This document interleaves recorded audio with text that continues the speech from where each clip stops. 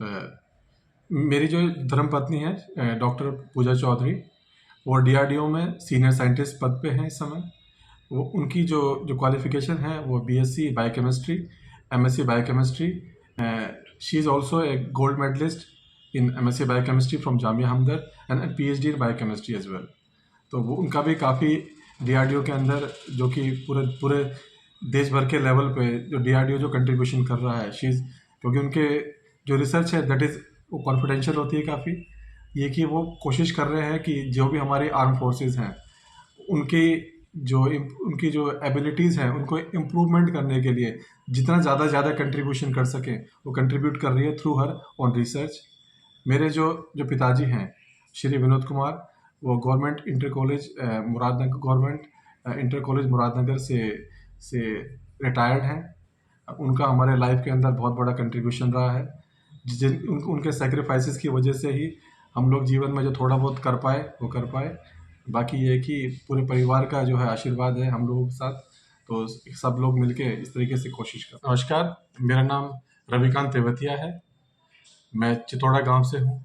मेरी जो शुरू की जो एजुकेशन है स्कूल, वो ये government ordnance factory inter college Muradnagar से हुई है। उसके बाद मैंने ड्यूअल बैचलर डिग्री कंप्लीट की है, bachelor of science and bachelor of education from regional institute of education Ajmer से किया था। उसके बाद मैंने 2 मास्टर्स डिग्री की हैं। पहली जो मेरी मास्टर डिग्री थी वो बायोकेमिस्ट्री के अंदर थी फ्रॉम जामिया हमदर्द यूनिवर्सिटी दिल्ली। उसके बाद मैंने एमटेक की डिग्री कंप्लीट की from IIT Kharagpur. MTech complete करने के बाद मैंने अपनी PhD Montana State University USA से कंप्लीट किया। अब मेरी पीएचडी के बाद मैंने उसके आगे पोस्ट डॉक किया Washington University in Saint Louis, again USA से। काफ़ी समय वहाँ बिताने के बाद अमेरिका में मैं वापस लौट आया भारत, अपने देश। करंटली मैं काम कर रहा हूँ as assistant professor in university school of biotechnology in Guru Gobind Singh Indraprastha university Delhi. वहाँ मैंने अमेरिका में इतने साल बिताने के बाद मैंने वहाँ पे अलग अलग क्षेत्रों के अंदर बहुत अनुसंधान किया। उसमें से एक जो काफ़ी चर्चित रहा वो था हेपेटाइटिस बी वायरस के रिसर्च के बारे में। हमारी लैब, जो कि ब्रायन बॉथनर और हमारे जो कोलैबोरेटर था professor Adam Zlotnick from Indiana University, हम सब लोगों ने आपस में मिलके एक ऐसे स्मॉल मॉलिक्यूल की डिस्कवरी की है जो कि एक हेपेटाइटिस बी वायरस, जो कि हर साल कम से कम मोर देन 300 मिलियन लोगों को संक्रमित करता है और कम से कम 1 लाख लोग हर साल उससे प्रभावित होते हैं और उनकी मौत होती है। तो ये काफ़ी चैलेंजिंग प्रोजेक्ट था जिसमें कि हम लोग एक स्मॉल मॉलिक्यूल की डिस्कवरी कर रहे थे ताकि हम ये जो हेपेटाइटिस बी वायरस है उसको संक्रमित होने से रोक सकें। तो हुआ ये कि हम लोग ने बहुत अलग अलग तरह के मॉलिक्यूल की स्क्रीनिंग की। ये जो स्मॉल मॉलिक्यूल था ये क्या करता था कि जो वायरस का जो कैप्सिड होता है, इसकी जो बाहरी जो संरचना होती है उससे ये बाइंड करता है और बाइंड करने के बाद उसका एक प्रभाव होता है जो कि पूरे के पूरे कैप्सिड यानी कि उसकी संरचना पे प्रभाव डालता है, जिसकी वजह से ये जो वायरस है, अगर आपको इन्फेक्शन हुआ है उसके बाद भी ये जो वायरस है वो धीरे धीरे मरना शुरू हो जाता है और आपका जो संक्रमण है वो कम हो जाता है। ये जो रिसर्च थी ये बहुत ही प्रतिष्ठित जर्नल जैक्स, journal of American chemical society के अंदर अभी पिछले साल ही प्रकाशित हुई है।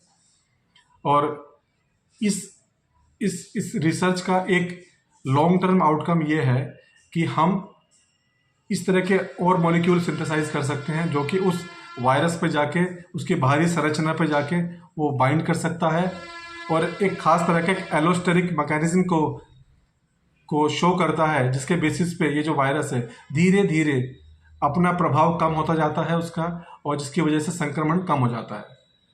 ये मॉलिक्यूल्स अभी लेबोरेटरी लेवल पे ही इनको हम टेस्ट कर रहे हैं।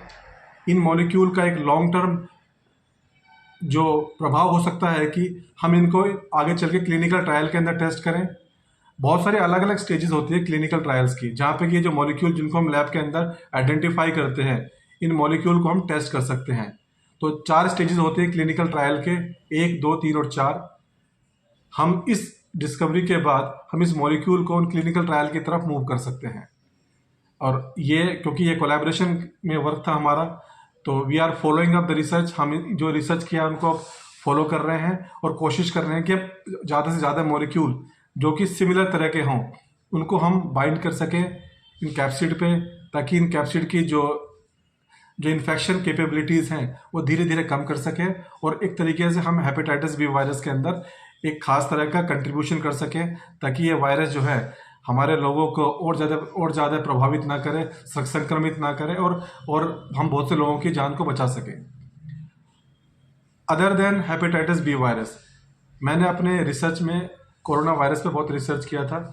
जब कोविड-19 का इन्फेक्शन फैला था पूरी दुनिया के अंदर, उस समय मैं अमेरिका में ही था। तो उस टाइम पे मुझे ये मौका मिला कि मैं कुछ कंट्रीब्यूट कर सकूं इस फील्ड के अंदर। तो मैंने SARS-CoV-2 वायरस जो था, उसकी एक प्रोटीन होती है NSP1, उस प्रोटीन पे मैंने एक रिसर्च किया। इसके स्ट्रक्चर को हम लोगों ने आइडेंटिफाई किया कि उसके अंदर किस किस तरह के प्राइमरी, सेकेंडरी और टर्शरी स्ट्रक्चर प्रेजेंट होते हैं। कुछ एंटीबॉडीज़ जो कि इन प्रोटीन्स पर बाइंड कर सके NSP1 से, उनको हमने टेस्ट किया, उनका हमने एक तरीके से उनके बारे में जांच पड़ताल की। सो आई थिंक हमने वो लोगों ने काफ़ी सिग्निफिकेंटली तरीके से ये कोरोना वायरस को के टाइम में, जब दुनिया में हाहाकार मचा हुआ था उस टाइम पे हम लोगों ने ये रिसर्च किया है। तो हमने और भी बहुत सारे अलग अलग क्षेत्रों के अंदर साइंटिफिक कम्युनिटी के लिए कंट्रीब्यूशन किया है।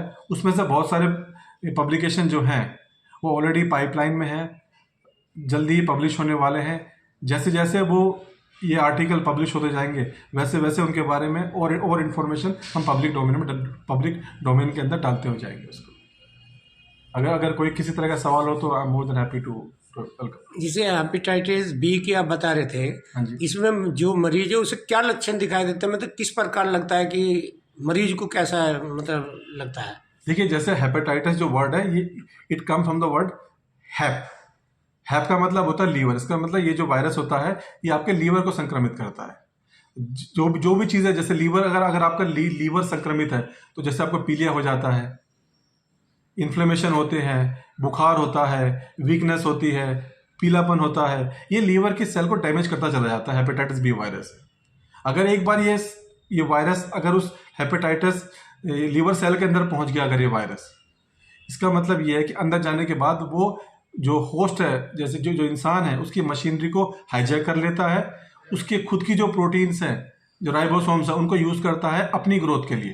तो ये जो स्मॉल मॉलिक्यूल्स है ये क्या काम करते हैं कि जो वायरस, जो लीवर के अंदर जो वायरसेस हैं उन पर बाइंड करता है और उनको असेंबल होने नहीं देता, उनका पूरा स्ट्रक्चर चेंज कर देता है, जिसकी वजह से ये जो संक्रमण है वो कंट्रोल में आना शुरू हो जाता है। और इस तरह के मॉलिक्यूल को हम क्लिनिकल ट्रायल में इन पेशेंट पे टेस्ट कर सकते हैं, इंजेक्ट कर सकते हैं इनके अंदर, ताकि धीरे धीरे जो वायरस है अपना जो प्रभाव है कम कर दें पेशेंट के अंदर। अच्छा, हेपेटाइटिस से बचने के लिए क्या उपाय करना चाहिए एक आम आदमी को? देखिए, वैसे तो आजकल जो बच्चे जो पैदा होते हैं, तो पैदा होते हैं उनको शुरू के कुछ दिनों के अंदर ही उनको हेपेटाइटिस बी वैक्सीन लगता है। लेकिन फिर भी क्या होता है कि हमारा देश इतना बड़ा है, इतनी बड़ी पॉपुलेशन है, सब तक इन वैक्सीन्स की रीच नहीं है।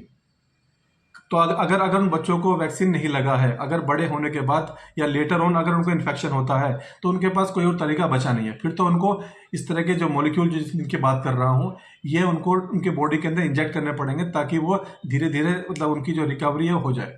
अगर एक बार संक्रमण हो गया तो हो गया।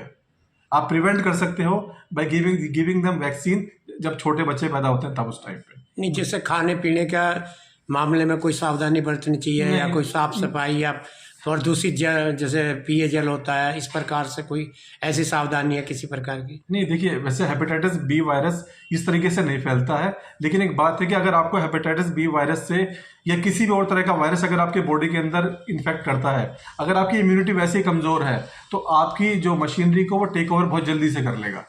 तो ये बेसिक प्रिकॉशंस हैं जो हर तरह के इन्फेक्शन के लिए ज़रूरी है, कि आपको बस साफ पानी पीना चाहिए, आपको रेगुलर एक्सरसाइज करनी चाहिए, अल्कोहल नहीं पीना चाहिए, या कम से कम दवाइयों का सेवन करना चाहिए। कुछ बीमारी ऐसी है, अब छोटे छोटे बीमारियों को लेके हम क्या करते हैं, मेडिसिन खा लेते हैं। वो सारी की सारी मेडिसिन हमारे लीवर पे जाती है, क्योंकि लीवर काम क्या होता है कि जो भी फॉरेन टॉक्सिक दवाइयाँ हमारे बॉडी के अंदर जाती है उनको वो एलिमिनेट करता है, बॉडी से बाहर निकालता है। तो अगर हेपेटाइटिस बी वायरस इन्फेक्शन आपको है, तो आपका लीवर पहले से कमज़ोर है, ये सारी चीज़ें क्या करेंगी, मोटा मोटा आपको और कमज़ोर करते जाएंगी। तो ये सारी चीज़ें इकट्ठे होके जो वायरस की जो पोटेंशियल है उसको पोटेंसी को बढ़ा देता है, तो और खतरनाक हो जाता है। तो ये तो बेसिक प्रिकॉशन सभी वायरस के लिए है आपके, क्योंकि वो आपकी इम्यूनिटी को कॉम्प्रोमाइज कर देता है। ठीक ठीक सर, ओके।